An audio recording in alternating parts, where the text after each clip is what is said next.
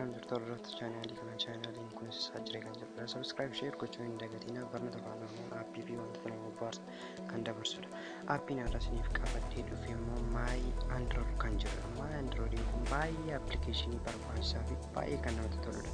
My Android kun bilbila gaafa bitannu kan ittiin fattashnee raamiin isaa meeqa amma ofirratti qabata kaameraan isaa hammam kaasuu danda'a kan jedhu. My Android Play Store keessa galtanii buusachuu dandeessu. Aappichi kana fakkaata.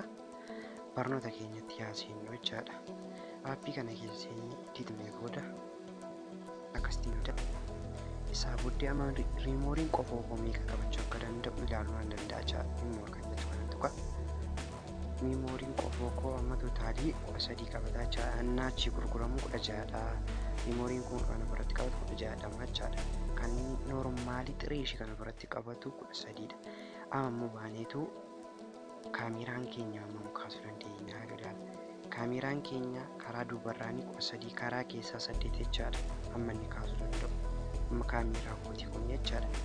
Amma gadi bu'eetanii iskiriinii saayizii isaas ilaaluu danda'a jechaadha.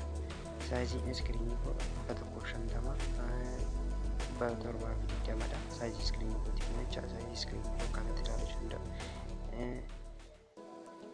Extra idea mobile gochaadha. Mobile baay'ee beeksisee extra idea jechaadha.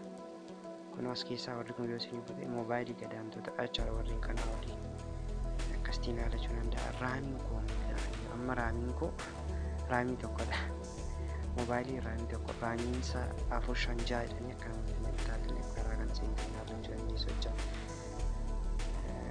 Akkaataa kanaatiin keessa deemnee isaa ilaaluu dandeenya. Wantoota isaa baay'ee kan namatti toludha. Internetii hammaataa miti koolistirii isaa fa'aa maayikoonni aappii namni keessa deddeemnee ilaaluu kan dandeenyu jechaadha. Barnoota koo kanaa na jajjabeessaa na deeggaraa like share comment naa gochuu hin dagatinaa isin jecha na gargaaraa. Anis barnoota kana wantoota isin qabadhee adda guddaa galatoomaa subscribe share gochuu